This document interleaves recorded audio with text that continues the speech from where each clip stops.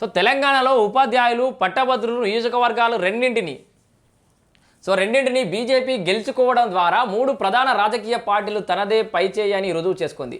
కాంగ్రెస్ బలహీన పడుతోందన్న అభిప్రాయానికి కూడా బలం చేకూరుస్తోంది. ఇదే ధోరణి కొనసాగితే వచ్చే ఎన్నికల నాటికి కాంగ్రెస్ పరిస్థితి ఏమిటన్నది ఇప్పుడు చర్చనీయాంశంగా మారింది. సో రాధాకృష్ణ గారి పలికిది.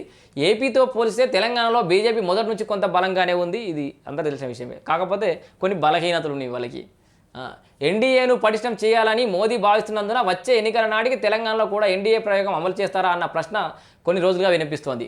ఏపీలో తెలుగుదేశం, జనసేన, బీజేపీ కూటమిగా ఏర్పడి ఘన విజయం సాధించాయి. టీడీపీకి సొంతంగా మెజారిటీ కూరినప్పటికీ ఎన్డీఏ కూటమిగానే ముందుకెళ్తున్నాయి. అదే ప్రయోగాన్ని తెలంగాణలో కూడా అమలు చేస్తే అన్న చర్చ ఇప్పుడు ఆ 3 పార్టీలలో నడుస్తోంది. టీడీపీ సొంతంగా పోటీ చేస్తే ఒక్క సీటు కూడా గెలుచుకోకపోవచ్చు, కానీ ప్రధాన పార్టీతో జతకట్టి పోటీ చేస్తే ఎన్నికల ఫలితాలను ప్రభావితమైతే చేయగలుగుతుంది టీడీపీ పార్టీ.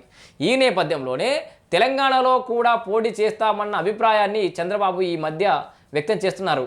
తెలంగాణలో ఎన్డీఏ కూటమి రూపుదిద్దుకోబోతున్నదన్న పసిగట్టడం వల్లనే కేసీఆర్ ఇటీవల మాట్లాడుతూ తెలంగాణలో చంద్రబాబు రాజకీయం చేయాలనుకుంటే సహించేది లేదు అని చెప్పేసి అయితే వ్యాఖ్యానించిండు కేసీఆర్. ఎన్డీఏ కూటమి ఏర్పడితే తెలుగుదేశం, బీజేపీలలో చేరడానికి బీఆర్ఎస్కు చెందిన పలువురు నాయకులు ఏర్పాటు చేసుకుంటున్నారు. అందులో ఎమ్మెల్యేలు కూడా ఉన్నారు. తెలంగాణలో ఎన్డీఏే కూటమి ఏర్పడితే ప్రధానంగా నష్టపోయేది కేసీఆర్ మాత్రమే. ఎందుకంటే ప్రధాన ప్రతిపక్ష పాత్ర పోయించేది చంద్రబాబే కాబట్టి, అంటే చంద్రబాబు వాటెవర్ వేరే పార్టీలు వస్తే ఇప్పుడు ప్రతిపక్షంగా ఉన్నటువంటి బీఆర్ఎస్కి పెద్ద దెబ్బ. వాళ్ళ ఓటు బ్యాంకు లేదా యాంటీ ఇన్కంబెన్స్ ఏదైతే ఉంటే కాంగ్రెస్ సర్కార్ మీద ఉన్న వ్యతిరేక ఓటు బ్యాంక్ ఏదైనా కూడా అటు షిఫ్ట్ అవుతుంది. ఓవరాల్గా బీఆర్ఎస్ పడే అవకాశం లేదు. కాబట్టి కేసీఆరే భయపడుతున్నాడు అనేది మన రాధాకృష్ణ గారి ఇంటెన్షన్. ఈ పరిణామాలని గమనిస్తున్న కేసీఆర్ ఇక లాభం లేదు, జనంలోకి వెళ్ళాలని నిర్ణయించుకున్నారు. ఇక మీదట అసెంబ్లీకి హాజరవుతానని ఆయన తాజాగా ప్రకటించారు. ఎమ్మెల్సీ ఎన్నికల ఫలితాలతో బీజేపీ ప్రస్తుతానికి మంచి ఊపు మీద ఉంది. కేసీఆర్ మాత్రమే కాదు, రేవంత్ కూడా మేల్కొనాల్సిన అవసరం ఉంది. కాంగ్రెస్ అధిష్టానం ఇప్పటికైనా మేల్కొని రాష్ట్ర నాయకత్వాన్ని పటిష్టం చేసే దిశగా చర్యలు తీసుకోవాలని, లేని పక్షంలో పరిస్థితి చేయి దాటిపోయే ప్రమాదం లేకపోలేదు. స్థానిక సంస్థల ఎన్నికల గడువు ముగిసినప్పటికీ ఎన్నికలు జరిపించడానికి కాంగ్రెస్ సాహసించలేకపోతున్నది అనేది వాస్తవం. సాహసం చేయలేకపోతున్నది అనేది వాస్తవం అన్నమాట. సో ఇంకా ఉందా ఇది. తెలుగుదేశం పార్టీ ఎన్నికలకు దూరంగా ఉండడంతో అది కాంగ్రెస్ పార్టీకి కలిసి వచ్చింది. తెలుగుదేశం పార్టీ సొంతంగా పోటీ చేస్తే ఒక్క సీటు కూడా గెలవకపోవచ్చు, కానీ ప్రధాన పార్టీతో జతకట్టి పోటీ చేస్తే ఎన్నికల ఫలితాలను ప్రభావితం చేయగలదు.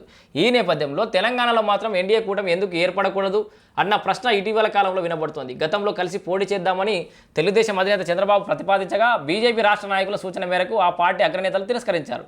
దీంతో బీజేపీ ఒంటరిగానే పోటీ చేసింది.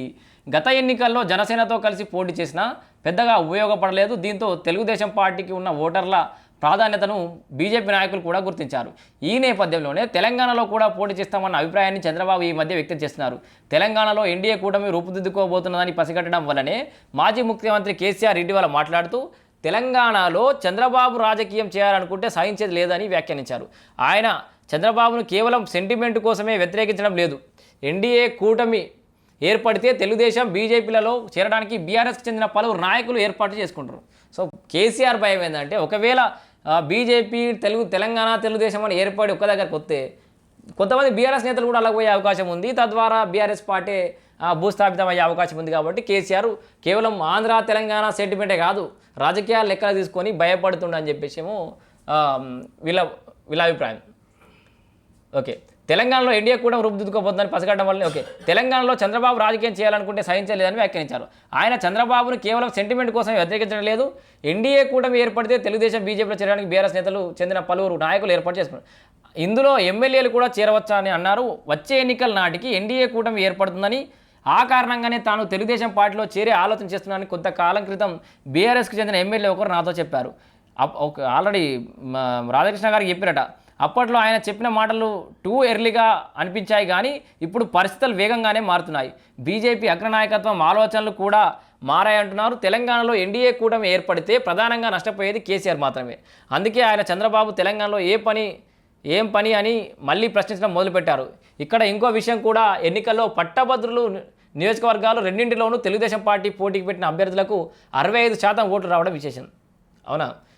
ఈ ఎన్నికల్లో ప్రధాన ప్రతిపక్షమైన వైసీపీ పోటీ చేయకపోయినా సిపిఎంతో సంబంధాలు ఉన్న అభ్యర్థులను పరోక్షంగా బలపరిచింది. వైసీపీ స్వయంగా పోటీ చేసినా ఫలితాల్లో తేడా ఉండేది కాదు.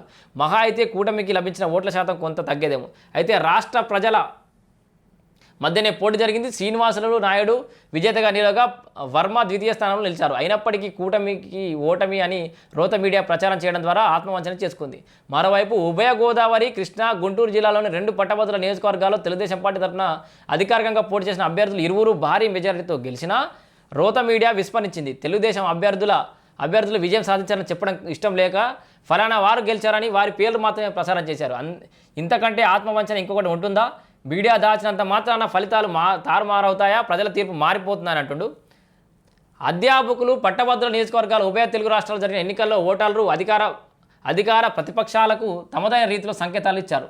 తెలంగాణలో ఓటర్ల తీర్పు ప్రతిపక్షానికి బలం చేకూర్చగా, ఆంధ్రప్రదేశ్లో మాత్రం ప్రతిపక్షం తన పద్ధతులు మార్చుకొని పక్షంలో మనుగడే కష్టమని హెచ్చరికలు అయితే జారీ చేశారు. సో మొత్తంగా ఎమ్మెల్సీ ఎన్నికలకు సంబంధించి రాష్ట్రంలో తెలంగాణలో ఎట్లాంటి తీర్పునిచ్చారు, ఆంధ్రలో ఎట్లాంటి తీర్పునిచ్చారు అనేది ఆయన యొక్క అభిప్రాయాన్ని అయితే తెలియజేసిండు ఆర్కే.